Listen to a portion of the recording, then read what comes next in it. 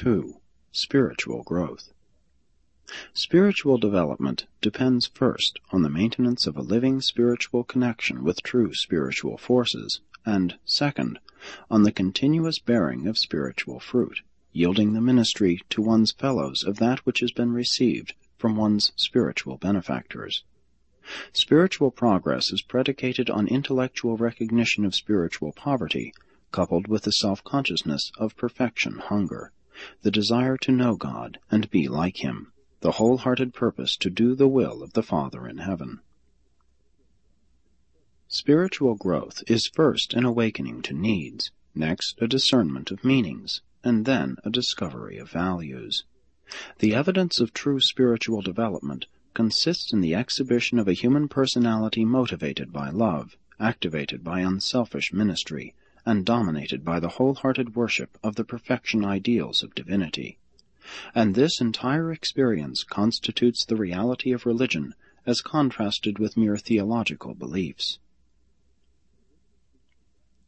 Religion can progress to that level of experience whereon it becomes an enlightened and wise technique of spiritual reaction to the universe.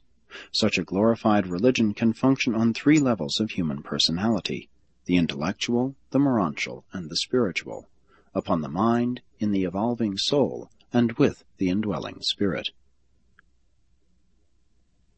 Spirituality becomes at once the indicator of one's nearness to God and the measure of one's usefulness to fellow beings. Spirituality enhances the ability to discover beauty in things, recognize truth in meanings, and discover goodness in values. Spiritual development is determined by capacity therefore, and is directly proportional to the elimination of the selfish qualities of love. Actual spiritual status is the measure of deity attainment, a juster attunement.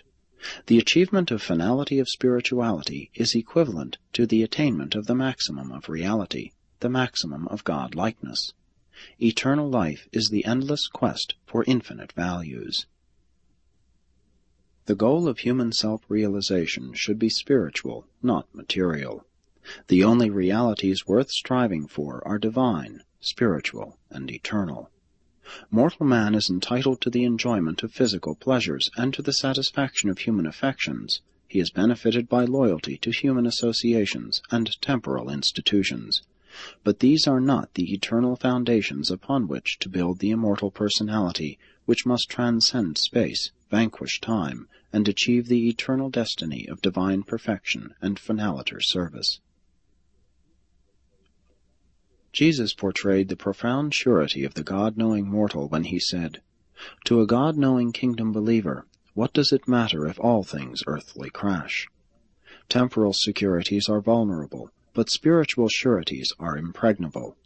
When the flood tides of human adversity, selfishness, cruelty, hate, malice, and jealousy beat about the mortal soul, you may rest in the assurance that there is one inner bastion, the citadel of the spirit, which is absolutely unassailable.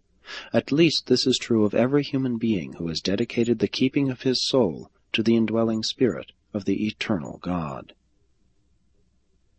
After such spiritual attainment, whether secured by gradual growth or specific crisis, there occurs a new orientation of personality, as well as the development of a new standard of values. Such spirit-born individuals are so remotivated in life that they can calmly stand by while their fondest ambitions perish and their keenest hopes crash.